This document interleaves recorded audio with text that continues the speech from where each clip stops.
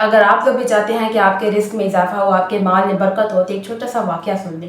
ہماری ایک سسٹر ہیں، ان کی فیملی میں ایک شخص تھے جن کے پاس الحمدللہ بہت زیادہ جو ہے ان کے پاس دولت تھی، مال وغیرہ تھا، کہ اچانک کچھ ایسا ہوا کہ ان کے پاس کچھ فائنینشیل ایشوز ہوئے، جس کی وجہ سے جو ہے ان کا کاروبار جو ہے وہ سارا ٹھپ ہو گیا۔ ان کا جو ہے بہت زیادہ ان کو لاس ہوا ان کے بزنس میں۔ تو وہ کہتے ہیں کہ وہ جو ہے وہ شفٹ ہو گئے ہوم ٹاؤن، اپنے جو گاؤں تھے وہاں شفٹ ہو گئے۔ وہاں پہ انہوں نے کسی نے کہا کہ آپ نا اپنی جو آپ کی بزنس ہے نا، آپ میں سے آپ اپنی بزنس میں سے ایک فکس اماؤنٹ جو ہے وہ فکس کر لیں، جو آپ نے اللہ کی راہ میں صدقہ دینی ہے۔ تو انہوں نے ایسے ہی کیا، جو اب وہ کام کرنا انہوں نے اسٹارٹ کیا، تو اس میں وہ ایسے ہی کرتے، اس میں 10% جو ہے نا اپنی بزنس میں سے، اپنے مال میں سے، یا جو بھی ان کے پاس انکم آتی، جو بھی تنخواہ آتی ان کی، تو وہ کیا کرتے اس میں سے اللہ کی راہ میں جو ہے صدقہ کرتے تھے۔ اور ڈے بائی ڈے وہ کہتے ہیں کہ ود ان 2 سے 3 منتھس کہتے ہیں کہ ہمارا جو کاروبار تھا، ہمارا جو بزنس تھا، واپس اسی سٹیج پہ آگے، بلکہ اس سے بھی زیادہ آگے گرو کر گیا جہاں پہ پہلے ان کا لاس ہوا تھا، جسٹ بیکاز آف صدقہ، جسٹ بیکاز آف اللہ کی راہ میں دینے سے آپ کے مال میں برکت ہوتی ہے۔ آپ جتنا اللہ کی راہ میں خرچ کریں گے، اللہ تعالیٰ آپ کو اس سے دگنا عطا کریں گے۔ تو اگر آپ لوگ بھی چاہتے ہیں کہ آپ کے رزق میں، آپ کے مال میں برکت ہو، تو آپ کو چاہیے کہ آپ اللہ کی راہ میں دینا سٹارٹ کر دیں، اللہ کی راہ میں جتنا سے زیادہ صدقہ کریں۔ سب سے پہلے صدقے کی شروعات جو ہے وہ اپنی فیملی کے ساتھ کریں۔ مطلب اگر آپ کی فیملی میں کوئی ایسا پرسن ہے جس کو ضرورت ہے، جس کو نیڈ ہے، تو سب سے پہلے آپ اسے دیں، اس کے بعد اپنے آس پڑوس میں، اس کے بعد ان لوگوں تک، یتیموں مسکینوں تک جن کو ان کی نیڈ ہوتی ہے۔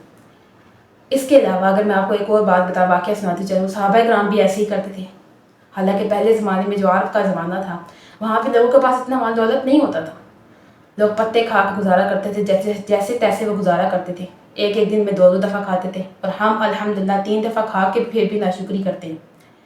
تو ایک واقعہ میں نے پڑھا تھا ایک بک میں، وہاں پہ آپ صلی اللہ علیہ وسلم جو ہے مسجد نبوی میں نماز ادا کر رہے تھے، کہ ان کے پاس ایک بزرگ شخص آیا جو کہ دیکھنے میں اس کا حلیہ جو ہے بہت زیادہ غریب لگ رہا تھا دیکھنے میں، اور اس نے آپ صلی اللہ علیہ وسلم سے یہ ڈیمانڈ کی کہ اسے کچھ مال و دولت یا کچھ پیسوں کا جو ہے وہ بندوبست کر کے دے دیا جائے۔ تو اس کی حالت دیکھ کر آپ صلی اللہ علیہ وسلم اتنے غمگین ہوئے۔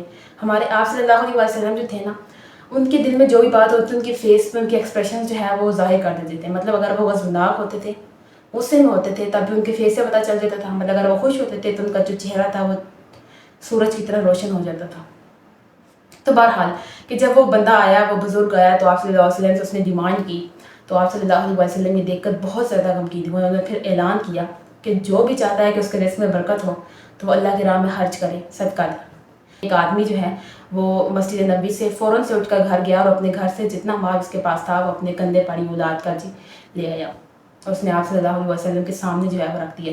اس کو دیکھتے دیکھتے باقی لوگوں نے بھی کرنا شروع کر دیا، دیکھتے ہی دیکھتے وہ کافی اماؤنٹ جو ہے وہ اکٹھی ہو گئی۔ پھر آپ صلی اللہ علیہ وسلم کے چہرے پر ایکسپریشن کون سے آ گئے؟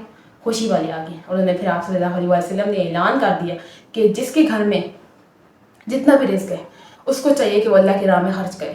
اپنے رزق میں سے اگر آپ کے پاس زیادہ نہیں ہے، 1% اللہ کی راہ میں آپ دے سکتے ہیں، 10 روپے ہی دیں گے لیکن دیں ضرور، اس سے آپ کے رزق میں برکت پیدا ہوتی ہے۔ تو ایسے کر کے آپ صلی اللہ علیہ وسلم نے اس بزرگ کی مدد کی تھی۔ اس کے علاوہ اگر آپ لوگ چاہتے ہیں کہ آپ کے رزق میں برکت ہو، تو آپ لوگ ایک اور عمل ہے، ایک وظیفہ ہے جو آپ لوگ اگر پڑھنا اسٹارٹ کریں تو انشاءاللہ آپ کے رزق میں برکت ہوگی، اینڈ دیٹ از سورہ اخلاص۔ قل هو اللہ احد اللہ الصمد لم یلد ولم یولد ولم یکن لہ کفوا احد۔ یہ جو صورت ہے قرآن مجید کی، اٹس ٹو مچ پاورفل۔ یہ رزق میں برکت کے لیے بہت ہی بیسٹ صورت ہے۔ ڈیلی اس کو پڑھا کریں، 11 مرتبہ ہر نماز کے بعد۔ اگر اس سے زیادہ پڑھ سکتے ہیں تو اس سے زیادہ بھی پڑھ سکتے ہیں آپ۔ اس کے علاوہ آپ اپنے ارد گرد یہ دیکھیں، آپ کی فیملی میں، آپ کے گھر میں جتنے بھی لوگ ہیں، کیا وہ سب بندے 5 وقت کی نماز ادا کرتے ہیں؟ اس سے بھی آپ کا رزق بڑھتا ہے۔ اور کچھ لوگ ہوتے ہیں نا، وہ یہ کہتے ہیں کہ ہمارے پاس رزق بہت ہے لیکن پتہ نہیں چلتا جاتا کہاں ہے، برکت نہیں ہے اس میں۔ تو اس کے لیے بھی آپ اپنے آپ کو چیک کریں، اپنے روٹین کو چیک کریں کہ آپ کے گھر کی روٹین کیا ہے۔ کیا آپ گھر سے اندر داخل ہوتے ہوئے السلام علیکم ورحمۃ اللہ بولتے ہیں؟ کیا آپ کسی بھی چیز کو ٹچ کرنے سے پہلے آپ بسم اللہ پڑھتے ہیں؟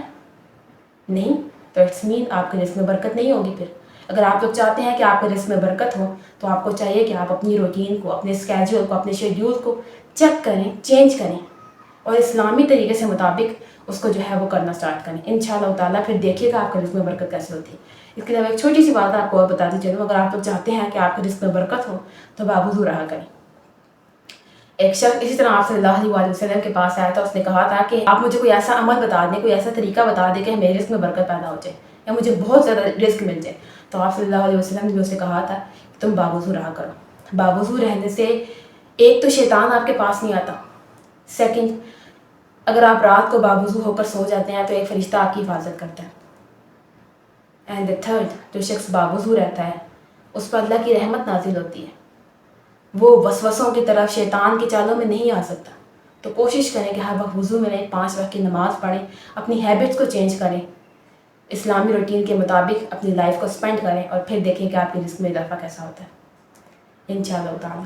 اگر آپ کو ویڈیو اچھی لگی ہے, کچھ باتیں آپ کو سیکھنے کو ملی ہیں, تو اس ویڈیو کو آگے دوسروں تک بھی ضرور شیئر کریں تاکہ وہ بھی ان باتوں سے سیکھ کر اپنی زندگی کو بہتر طریقے سے گزار سکیں. ملتی ہوں آپ لوگوں سے نیکسٹ ویڈیو میں. اپنا بہت سارا خیال رکھیے اور مجھے دعاؤں میں یاد رکھیے گا. فی امان اللہ.